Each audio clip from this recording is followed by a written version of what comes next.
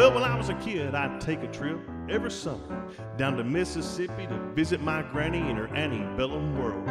I'd run barefooted all day long, climbing trees, free as a song. One day I happened to catch myself a squirrel.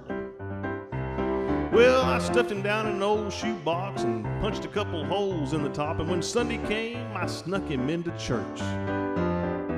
I was sitting way back on the very last pew, showing him to my good buddy Hugh, and that squirrel got loose and went totally berserk. Well, what happened next is hard to tell. Some thought it was heaven, others thought it was hell, but the fact that something was among us was plain to see. As the choir sang, I surrender all, the squirrel ran up Harv Newton's coveralls, and he leaped to his feet and said, "Something's got a hold on me." The day the squirrel went berserk in the first self-righteous church in that sleepy little town of Pascagoula, it was a fight for survival that broke out in revival. They were jumping pews and shouting hallelujah. Well, Harv hit the aisles, dancing and screaming. Some thought he had religion, others thought he had a demon, but Harv thought he had a weed eater loose in his Fruit of the Looms. He fell to his knees to plead and beg, and the squirrel ran out of his breeches leg, unobserved, to the other side of the room. Now all the way down the amen pew, where sat Sister Bertha Better Than You, who'd been watching all the commotion with sadistic glee. You should have seen the look in her eyes when that squirrel jumped her garters and crossed her thighs, and she jumped to her feet and said, "Lord, have mercy on me." As the squirrel made louds inside her dress, she began to cry and then confessed to sins that would make a sailor blush with shame.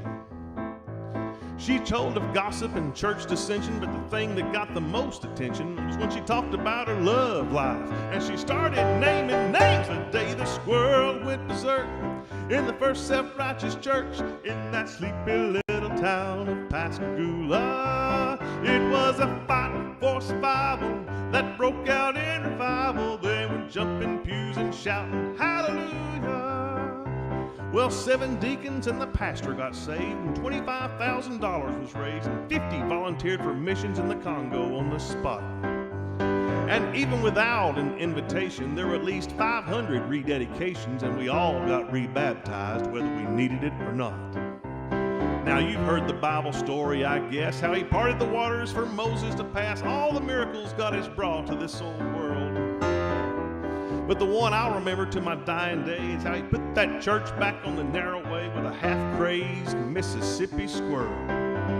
The day the squirrel went berserk in the first self-righteous church in that sleepy little town of Pascagoula. It was a fight for survival that broke out in revival. They went jumping pews and shouting hallelujah. The day the squirrel went berserk in the first self-righteous church in that sleepy little town of Pascagoula. It was a fight for survival.